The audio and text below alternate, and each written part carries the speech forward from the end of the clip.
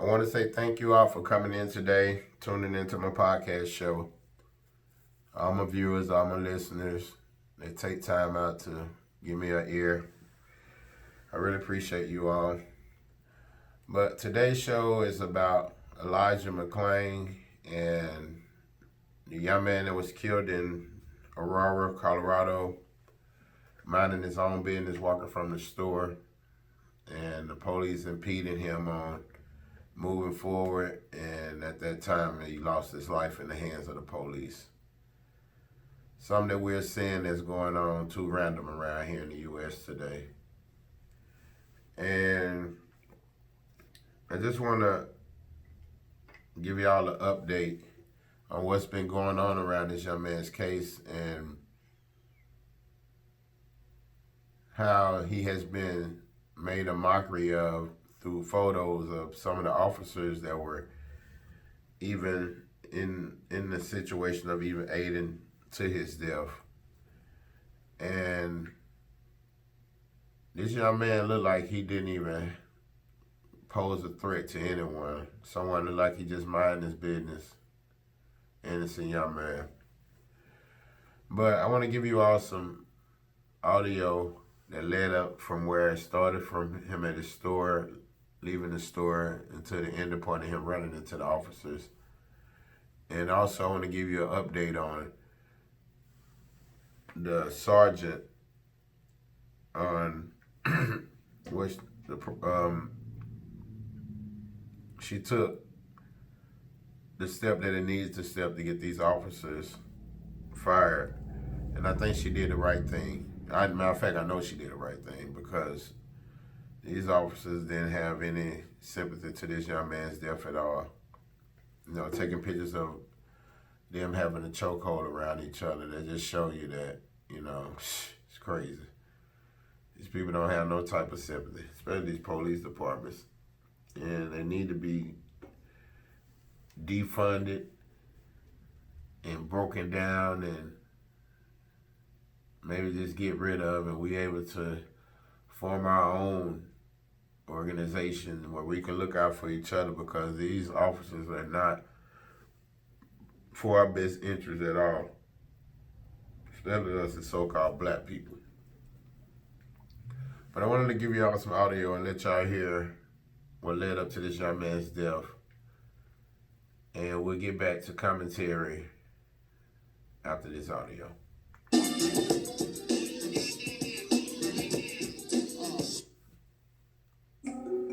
His family lawyer told NBC News he was in the habit of wearing this mask.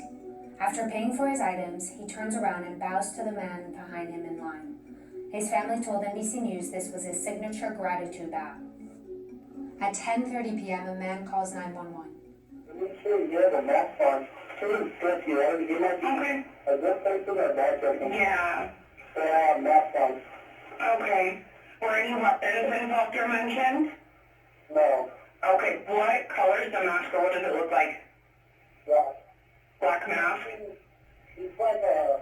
Is it like a ski mask, or what type of mask is it? Yeah, like a ski mask. Elijah McCla is walking home from a nearby Shell gas station. He's holding a plastic bag with his purchases. At 10:43 p.m., Aurora police officer Nathan Woodyard spots McCla. Stop right there. Hey, stop right there. Stop. Stop. Stop. Stop. I have a right to stop you because you're being suspicious. 9 seconds after exiting his vehicle, the officer initiates physical contact. Stop. 10:44 p.m., Officer Jason Rosenblatt and Officer Randy Wardema are now also on the scene and surround McCla. No, I am an introvert. Stop. Please respect the boundaries that I'm speaking. Stop testing up. Stop. Relax. Stop. I'm going home. Relax, or I'm going to have to change this situation. Stop. Leave me alone. Stop. No, leave me alone. Did you hear the officer say that if you don't stop, you're going to have to change the situation? Now, what we think he meant by that? You know, we know that when he means change the situation, it's not meaning something good, meaning that, you know, they're going to probably perform something that's going to cause some type of bodily harm to Mr. McCla. But let me get back to it.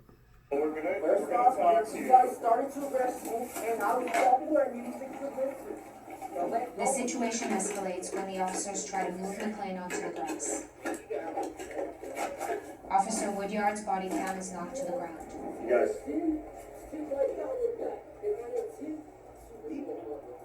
Officer Rodema says this. It's unclear from the body cameras whether or not McClain reached for an officer's weapon. All three officers wrestle McClain to the ground. Give us some more units. We're fighting them. At this moment, one of the officers uses a carotid control hold on McClain, a tactic that involves an officer placing his arm around a subject's neck, applying pressure, and restricting blood to the brain via the carotid arteries.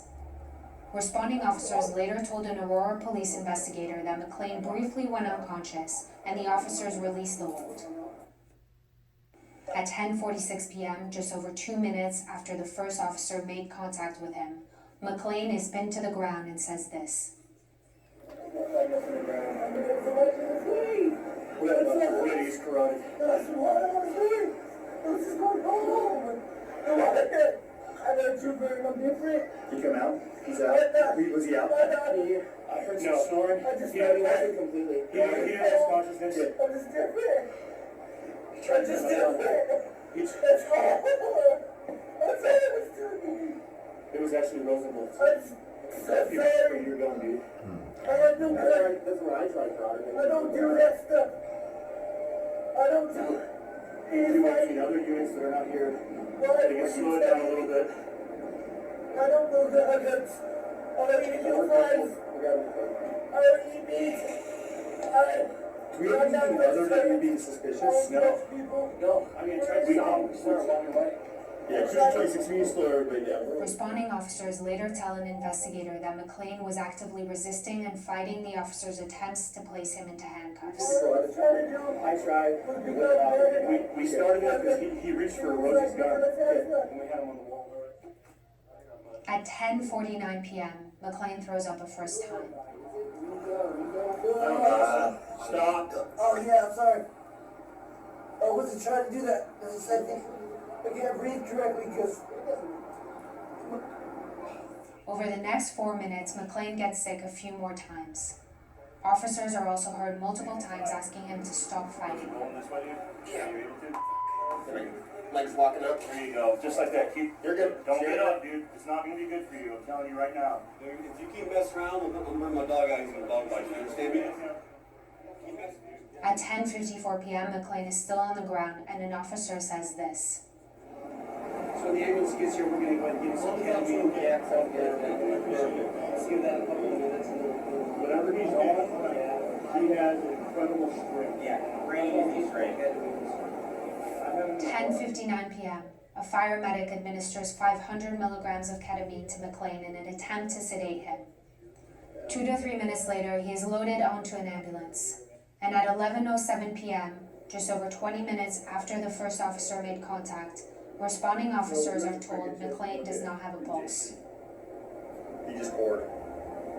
Are you serious? Yeah. Okay.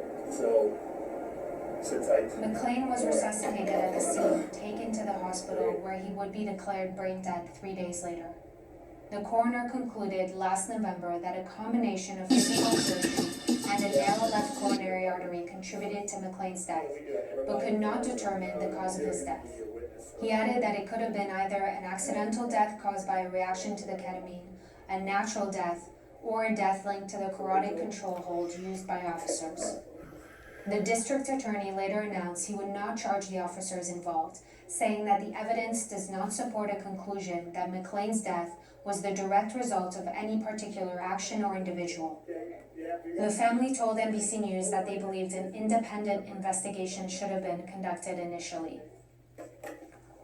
Now the governor has appointed a special prosecutor to reopen the investigation. We've reached out to the police union for comment and have not heard back. Hey, NBC News viewers, Sad as hell.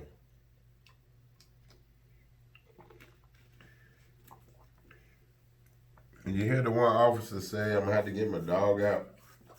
to bite you. Knowing this young man on the ground needing help, and he even had to throw up, and one of the officers like, "Stop it, dude, stop it." I mean, shit, if you wouldn't have never bothered him, you wouldn't have to worry about not seeing him throw up. Yeah. But also, let me get to some, give you more update on what's going on in this case. Like I said, the sergeant has fired 3 to 4 officers that was involved in the case, or the ones that was making mockery of him in the photos. And we're going to let the sergeant speak and give an update on what it took to get these officers fired. Allegations of this internal affairs case are not criminal. It is a crime against humanity and decency. To even think about doing such a thing is beyond comprehension, and it's reprehensible. It shows a lack of morals, values, and integrity, and a judgment that I can no longer trust to allow them to wear this badge. It's a privilege to wear this badge, and it's not a right. 8 days ago on Thursday afternoon, I was alerted that Aurora police officers had taken a photo at the memorial site of Elijah Mccla. Not only that, did they take the photo with smiles in their faces, they reenacted a karate control hold, which is what was administered on Elijah that night. This picture was taken on October 20th of 2019. I am disgusted to my core, and I immediately ordered an internal affairs investigation, and I promised that I would expedite that investigation, as is my right as the chief of police. It is important to understand, after I had ordered the investigation, I made sure that each officer was ordered in that evening, and that those interviews were done that evening. I had placed them all on administrative leave with pay immediately, and I want everyone across the country to know that by city charter, I can only place officers on administrative leave without pay if they're charged with a felony. So that is why they were placed with pay. I know that this story came out on Monday night. I had our legal advisor reach out to Shanine McClain's lawyer and told her that I would like to sit down and make sure that she has all the information. No one has the right to see these pictures before she sees these pictures. This is her son. This is her son being mocked. I met with Elijah's mother this morning, along with her attorney, at 9 a.m., and she was able to see these photos before the world sees them. And that's the right thing to do, and that is why I haven't come out with anything sooner. The case was completed late Monday night, at about 8 o'clock. I ordered a mandatory Chiefs Review Board to be held first thing Tuesday morning. As soon as the Chiefs Review Board met, they gave me their recommendation, which was termination. And I immediately ordered those officers in for what's called their pre-disciplinary hearing with the Chief of Police. This is part of the due process that is given to these officers. At their pre-disciplinary hearing, they are told that they have 3 days to send me anything that they would like me to consider in addition to their statements that I read in the investigation. None of them sent me any additional information. I want to make that clear. There were 4 officers to start with that were involved in this and found to be in violation of conduct unbecoming was the directive they were found in violation of. One officer, as you all are aware, resigned Tuesday morning, and I want to tell him I appreciate you doing the right thing. I appreciate you realizing what you have done and what a despicable act and what you have brought upon this nation, upon this family, and you have embarrassed law enforcement yet again. After the pre-disciplinary hearing, it's by city charter that I must wait. I have no other remedy but to wait 72 hours before their final disciplinary hearing. So those officers had requested an IRB, which I denied. An IRB is an investigative review board, which is merely a recommendation that is given to the Chief of Police. Nothing was going to change my mind on termination. Therefore, I denied their right to an investigative review board, and I am legally able to do so. I met with these officers today at 11:30, 11:45, and 12 o'clock, 72 hours since Tuesday when they had their pre-disciplinary hearing with me, and I terminated the remaining 3. They are no longer able to wear this badge or represent this agency. I would like now, I know a lot of you have received this in the press packet, and I can tell you all this is very disturbing, these photos, and I want to go ahead and put this so that the camera can zoom in on the first photo, and then I will show the other photo. So the officer in the middle of this photo is Jared Jones. He is the one that resigned on Tuesday. The other 2 are Kyle Dietrich and Erica Marrero. Is that sufficient time? Tilt it forward, sure. Just let me know when you're ready. Okay. The one in the middle with a ball cap. Is that good, sir? Yeah. Okay. This photo is 1,000 times worse than the first of the smiling at the memorial. This photo, they are actually reenacting. Is this a good count? Yeah, they're actually reenacting a karate control hold. Let me know when you're ready, sir.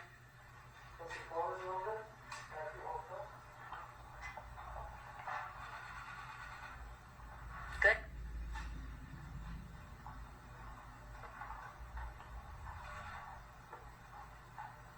Okay.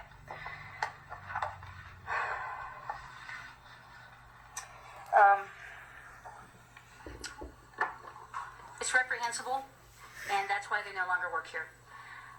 I would like to give you some information about those officers.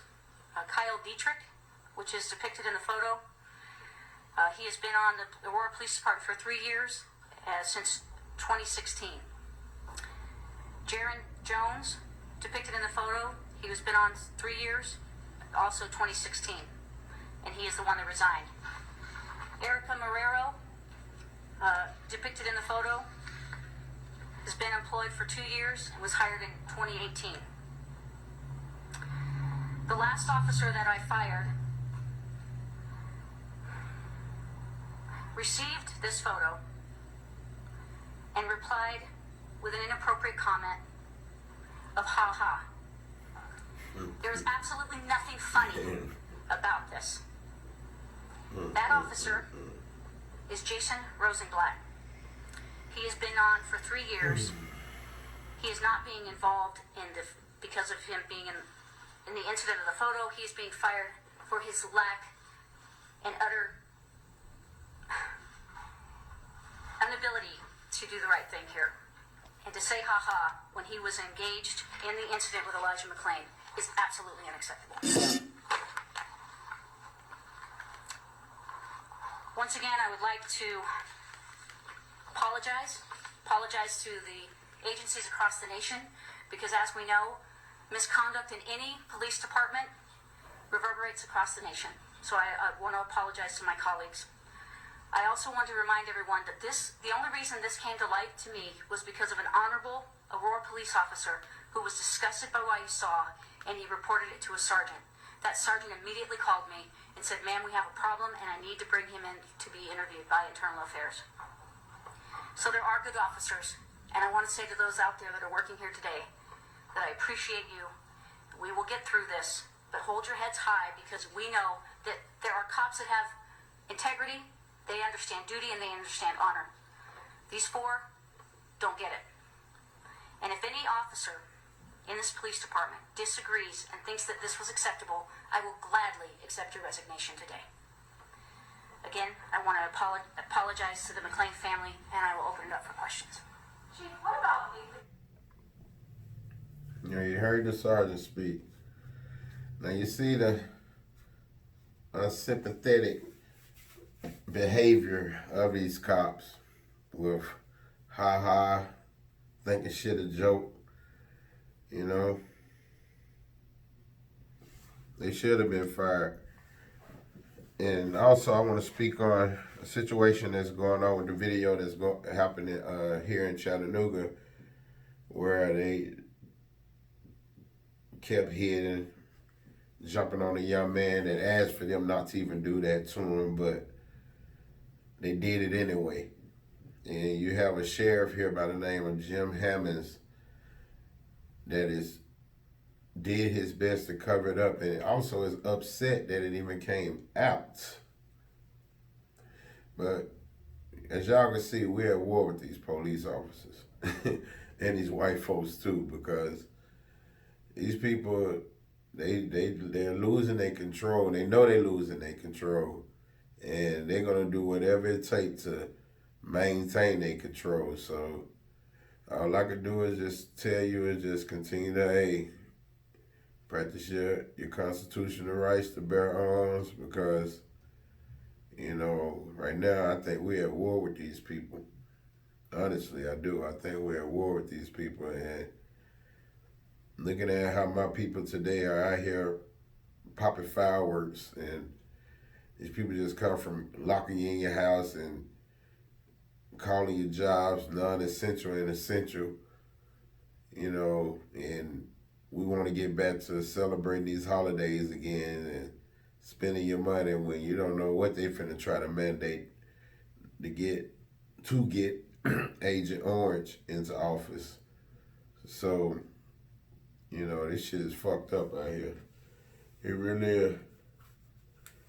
And these police officers ain't making it no better out here, taking innocent lives, young men that's unarmed, making all type of excuses up for taking young men's lives.